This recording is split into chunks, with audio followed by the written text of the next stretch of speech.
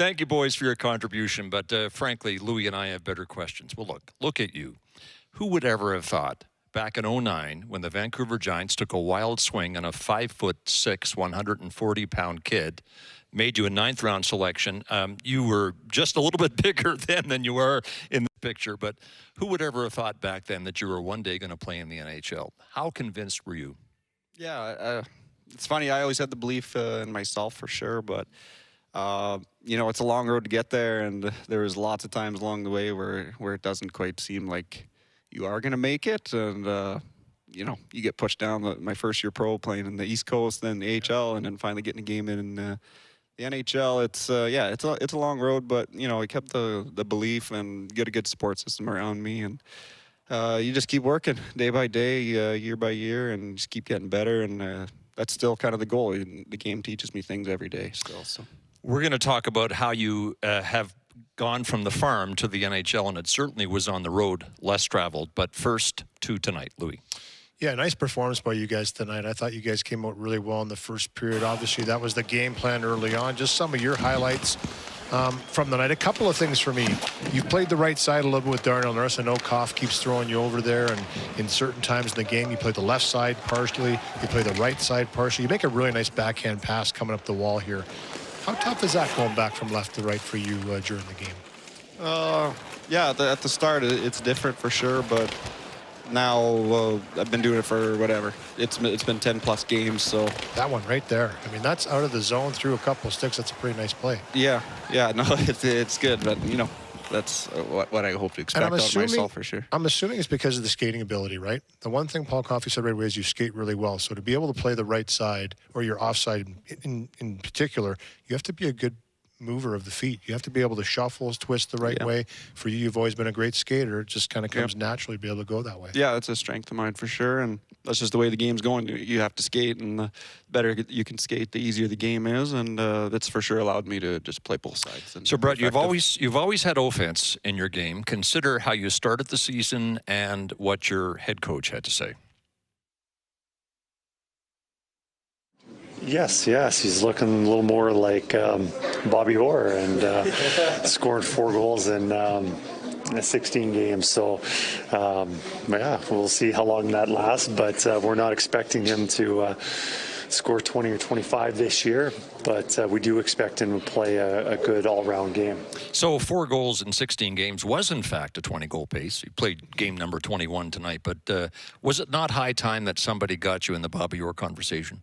Yeah, that's awesome. I love it. The more of that, the better for sure. And yeah, it's been a great start to the year. Little ups and downs for the team, but I think it's a good thing for us. You know, the scoring didn't come easy early on, and sometimes that's good. You gotta play different and work harder for your goals, and better have that now than come April heading into the playoffs. So Chris Knobloch also talked about how you consistently step up, and you certainly did it in the playoffs last spring, in particular in the final. A lot of people felt you were the unsung hero of the Oilers' appearance in the Stanley Cup final, and you've done it again this year in the absence of Darnell Nurse. Louie. Yeah, just a remarkable run for you guys last year, and that's your second run to the final for you personally. What did that have as far as confidence carrying over to this year, and why maybe you're having such a great start to the season for you personally?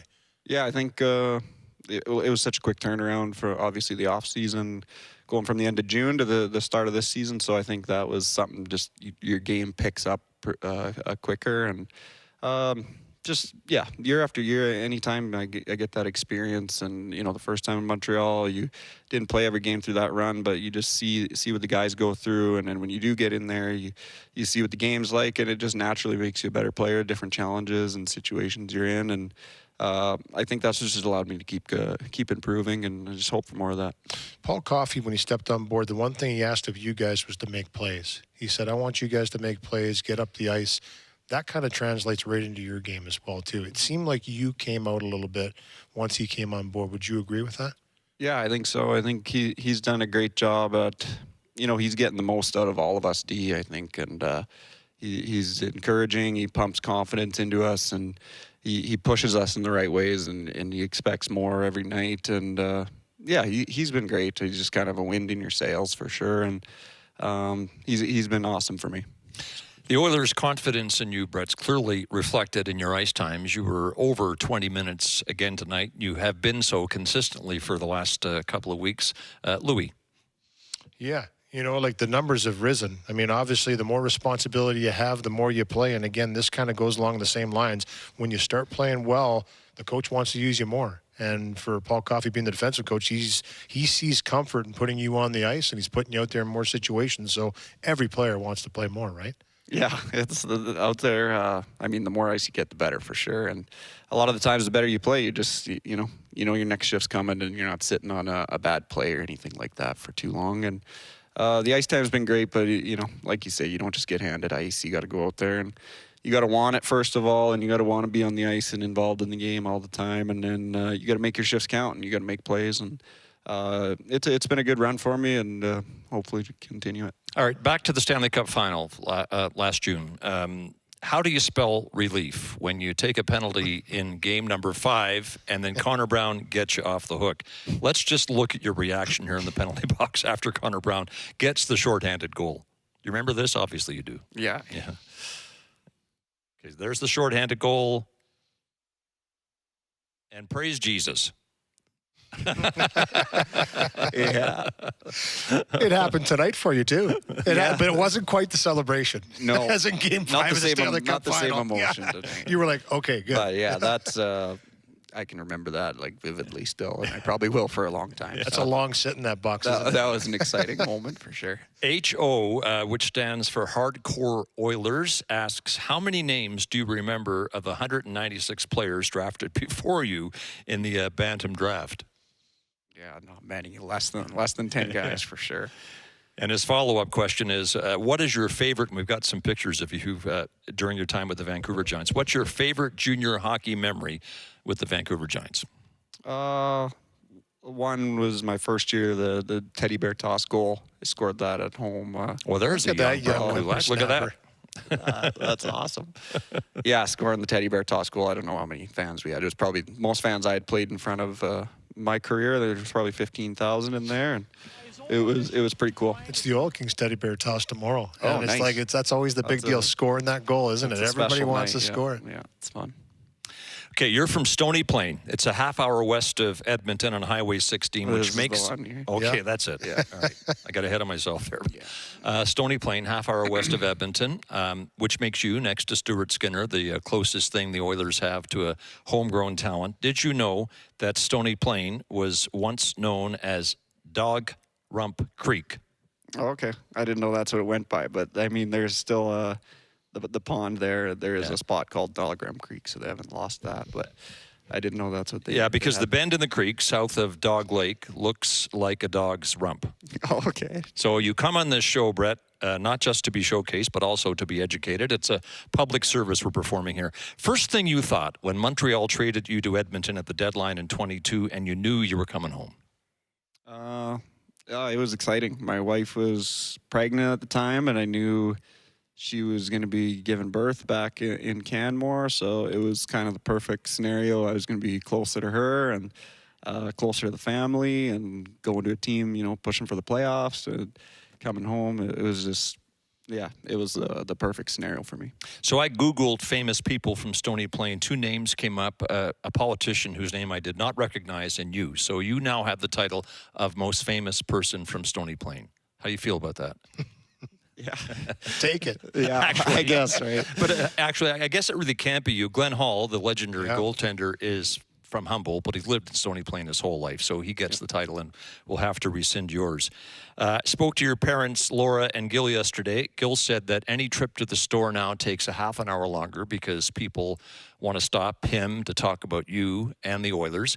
But he said when it really came home to him, how much your fame had spread was at Halloween when the kids come to their house and say, is this where Brett Kulak's parents live? Yeah, that's funny. They got some good stories. They've been getting some perks around town for sure. But, my dad loves to chat, so I'm sure he's not too upset about his extended grocery shop. So. Is it true as a kid that Country folk, right? you used to trick-or-treat at Glenn Hall's house? Yeah, I remember going to his house. Yeah. How many requests, then, for Kulak sweaters have you had from Stony Plain?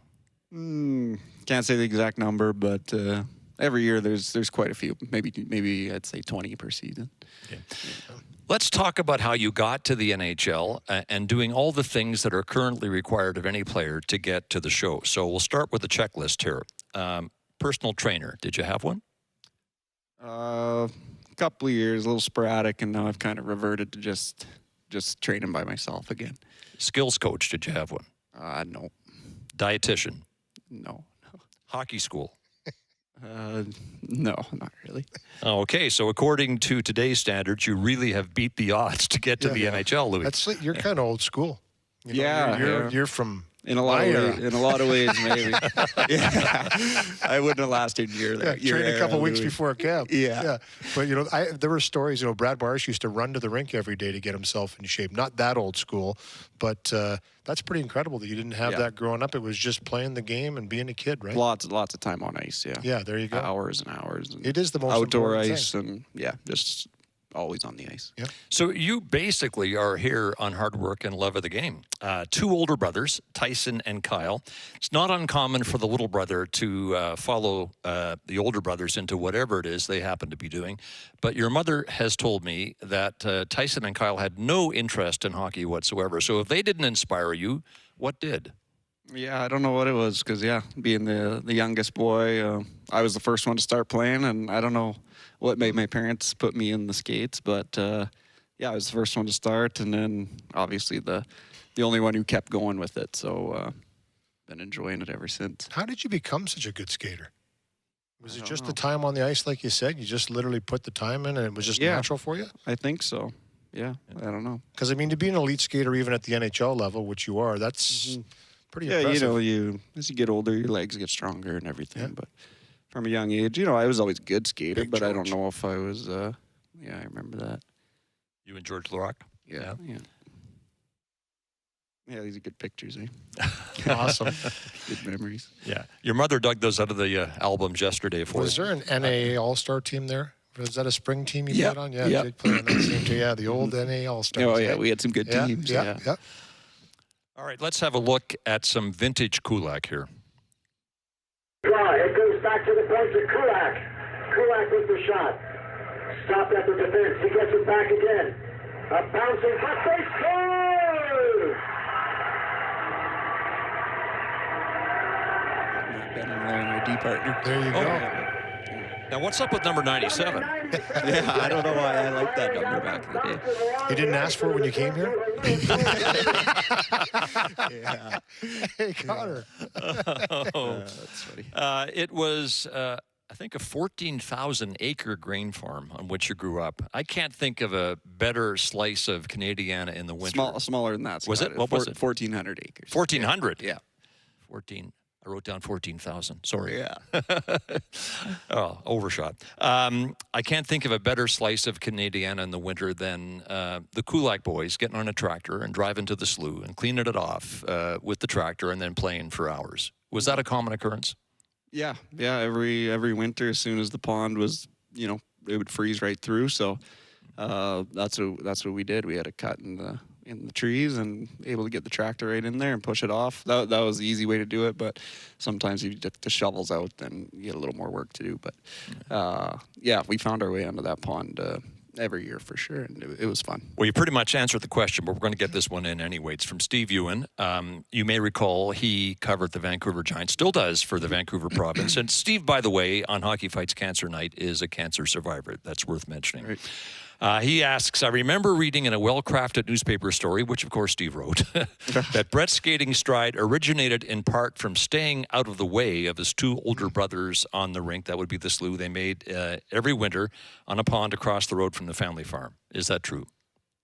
Yeah, probably a little bit played a part to that for sure. We would spend hours out there, and like I said to Louie, I think just the skating and just getting to the NHL and everything is just a combination of just a lot of time playing hockey, and that was a big part of it.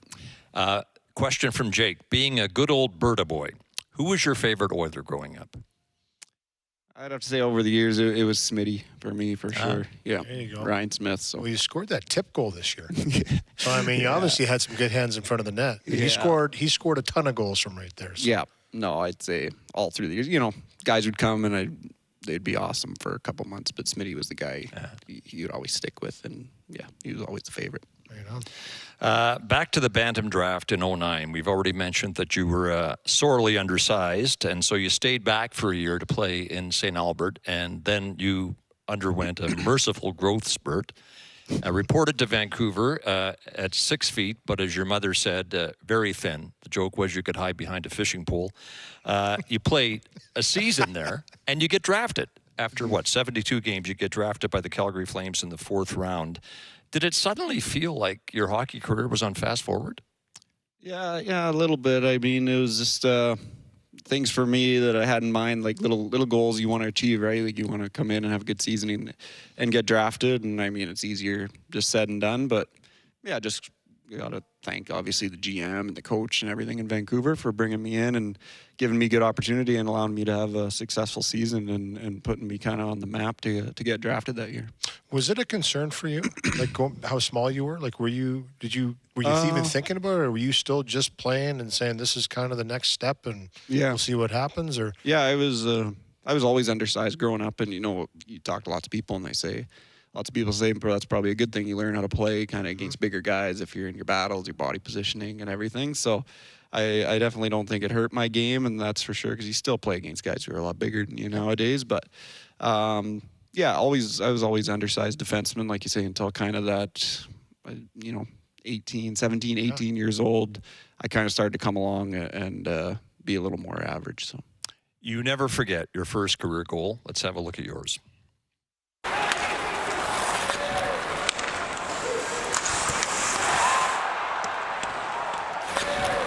Simple. Yeah. How you drew it up, right? Yeah. Down the left side, rip it. No, that was fun. You know what? The guys talk about how hard your shot is. Yeah. That's the one you've always had. Yeah, a it's hard a shot. little undercover. It's one of those. Ferlin there, you got the primary assist on my goal. He's the one who introduced me to my wife too. So it's kind of an extra little special connection there. So, as I said earlier, you've always had offense in your game. There was that goal. You've scored 25 in your career, and let's deal with another one from the Heritage Classic. Louie. Yeah, this had to be a special one.